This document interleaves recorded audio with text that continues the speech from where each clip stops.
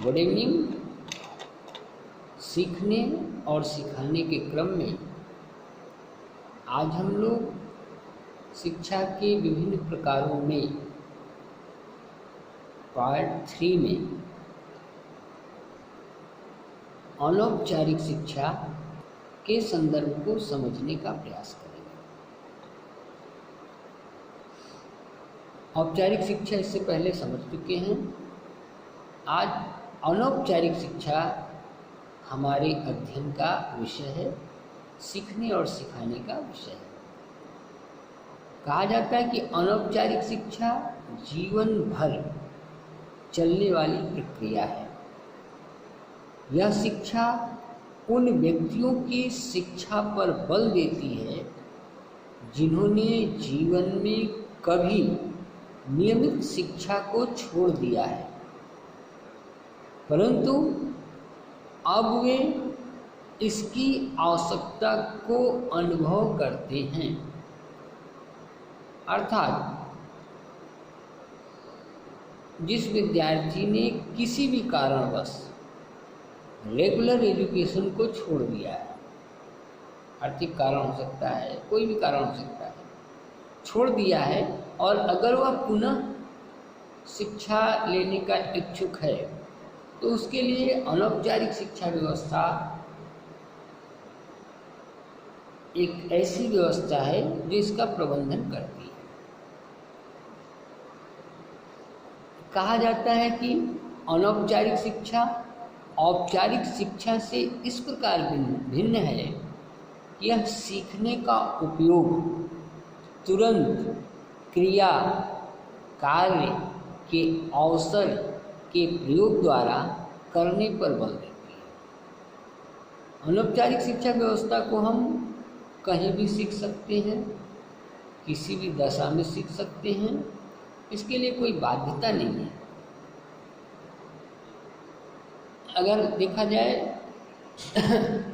तो महात्मा गांधी जी के विचारों को आप देखें तो इन्होंने कहा था, महात्मा गांधी जी के विचारों में ये मिलता है कि शिक्षा से मेरा तात्पर्य बालक और मनुष्य के शरीर और आत्मा के सर्वोत्तम या सर्वोत्कृष्ट विकास से है।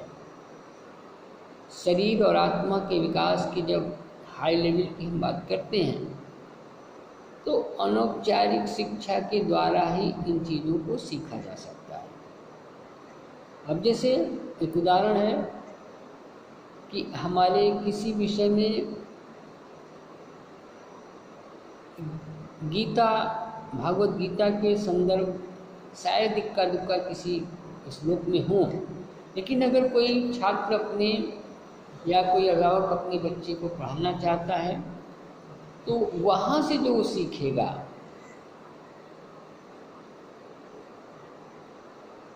त्रैगुण विश्यावेदा निस्त्रैगुणियो भवार्जुन या योगस्थ कुरु कर्माणि के संदर्भ को जब वो सीखने का प्रयास करेगा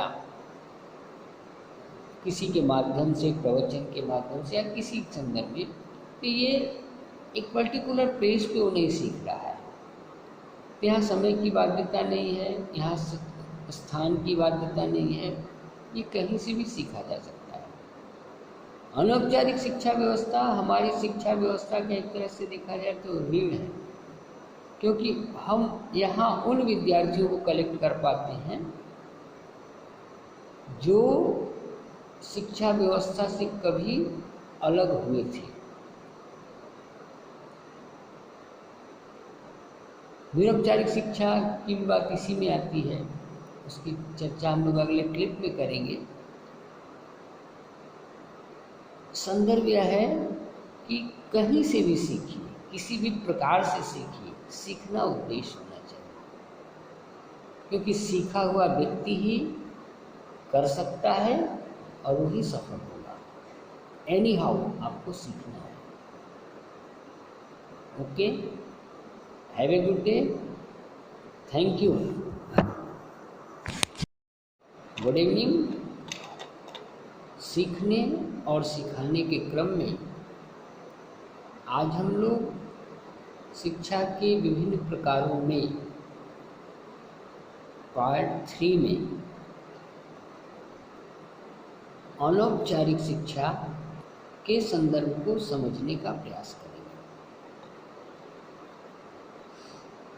औपचारिक शिक्षा इससे पहले समझ चुके हैं। आज अनौपचारिक शिक्षा हमारे अध्ययन का विषय है, सीखने और सिखाने का विषय है। कहा जाता है कि अनौपचारिक शिक्षा जीवन भर चलने वाली प्रक्रिया है। यह शिक्षा उन व्यक्तियों की शिक्षा पर बल देती है जिन्होंने जीवन में कभी नियमित शिक्षा को छोड़ दिया है, परंतु अब वे इसकी आवश्यकता को अनुभव करते हैं। अर्थात जिस विद्यार्थी ने किसी भी कारणवश रेगुलर एजुकेशन को छोड़ दिया है, आर्थिक कारण हो सकता है, कोई भी कारण हो सकता है, छोड़ दिया है, और अगर वह पुनः शिक्षा लेने का इच्छुक है तो उसके लिए अनौपचारिक शिक्षा व्यवस्था एक ऐसी व्यवस्था है जो इसका प्रबंधन करती है। कहा जाता है कि अनौपचारिक शिक्षा औपचारिक शिक्षा से इस प्रकार भिन्न है कि यह सीखने का उपयोग तुरंत क्रिया कार्य के अवसर के प्रयोग द्वारा करने पर बल देती है। अनौपचारिक शिक्षा व्यवस्था को हम कहीं भी सीख सकते हैं, किसी भी दशा में सीख सकते हैं, इसके लिए कोई बाध्यता नहीं है। अगर देखा जाए तो महात्मा गांधी जी के विचारों को आप देखें तो इन्होंने कहा था, महात्मा गांधी जी के विचारों में ये मिलता है कि शिक्षा से मेरा तात्पर्य बालक और मनुष्य के शरीर और आत्मा के सर्वोत्तम या सर्वोत्कृष्ट विकास से है। शरीर और आत्मा के विकास की जब हाई लेवल की हम बात करते हैं तो अनौपचारिक शिक्षा के द्वारा ही इन चीज़ों को सीखा जा सकता है। अब जैसे एक उदाहरण है कि हमारे किसी विषय में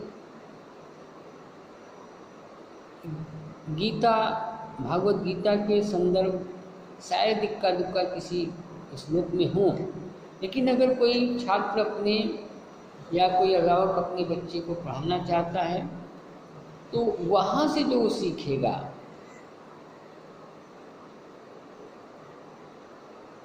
त्रैगुण विश्या वेदा निस्त्रैगुणियो भवार्जुन या योगस्थ कुरु कर्माणि के संदर्भ को जब वो सीखने का प्रयास करेगा, किसी के माध्यम से, प्रवचन के माध्यम से या किसी संदर्भ में, तो ये एक पर्टिकुलर प्लेस पे वो नहीं सीख रहा है। तो यहाँ समय की बाध्यता नहीं है, यहाँ स्थान की बाध्यता नहीं है, ये कहीं से भी सीखा जा सकता है। अनौपचारिक शिक्षा व्यवस्था हमारी शिक्षा व्यवस्था का एक तरह से देखा जाए तो ऋण है, क्योंकि हम यहाँ उन विद्यार्थियों को कलेक्ट कर पाते हैं जो शिक्षा व्यवस्था से कभी अलग हुए थे। निरौपचारिक शिक्षा की बात इसी में आती है, उसकी चर्चा हम लोग अगले क्लिप में करेंगे। संदर्भ यह है कि कहीं से भी सीखिए, किसी भी प्रकार से सीखिए, सीखना उद्देश्य होना चाहिए, क्योंकि सीखा हुआ व्यक्ति ही कर सकता है और वही सफल होगा। एनी हाउ आपको सीखना है। Okay, have a good day, thank you.